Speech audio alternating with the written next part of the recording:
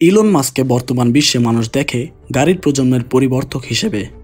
বিবেচনা করা হয় ভবিষ্যতের ফিউচারিস্টিক গাড়ির প্রজন্মদাতা হতে পারেন তিনি।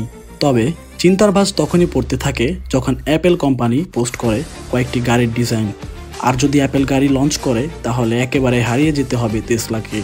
আর এমনটাই মনে করছেন বিশেষজ্ঞরা। সম্প্রতি শাওমি তাদের ইলেকট্রিক গাড়ি লঞ্চ করে হইচই ফেলে দেয় পুরো বিশ্বে।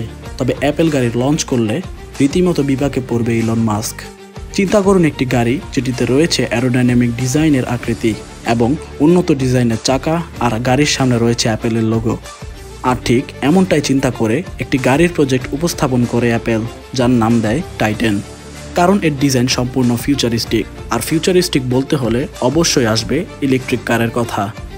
টেসলার ভেতরে রয়েছে হাইরেস এলইডি স্ক্রিন এবং সেলফ অপারেটেড ফিচার। এছাড়াও মোবাইল কন্ট্রোলড ফিচারের সাথে রয়েছে ভয়েস কমান্ড সার্ভিস। কিন্তু যদি এসব ফিচার অ্যাপেল তার গাড়িতে ব্যবহার করে তাহলে ছাড়িয়ে যাবে টেসলাকে। কারণ অ্যাপেলের মোবাইল স্ক্রিন প্রতিযোগিতায় প্রতিদ্বন্দ্বী খুব কমই। অ্যাপেল যদি তাদের আইপ্যাড কিংবা ম্যাকের কোনো স্ক্রিন ব্যবহার করে তাতেই হবে বাজিমাত। আর সেলফ অপারেটেড ফিচারেও বিশ্বে এগিয়ে আছে অ্যাপেল। আর যদি বলা হয় ভয়েস কমান্ডের কথা, তাহলে থাকবে অ্যাপেল প্রেমীদের সবচেয়ে পরিচিত ফিচার সিরি। তবে প্রত্যেকটি ইলেকট্রিক গাড়ির একটি বাধা হলো গাড়ির ব্যাটারি। তবে গুঞ্জন শোনা যায় অ্যাপেল এই প্রজেক্টের জন্য তৈরি করছে অত্যাধুনিক ব্যাটারি সিস্টেম, যা অল্প স্থানে জায়গা নিয়ে বেশি সময় ব্যাকআপ দিবে। তবে অ্যাপেলের এমন চিন্তা নিয়ে অবশ্য ঠাট্টা করেছেন ইলন মাস্ক, যা সম্ভব নয় বলে মন্তব্য করেন তিনি।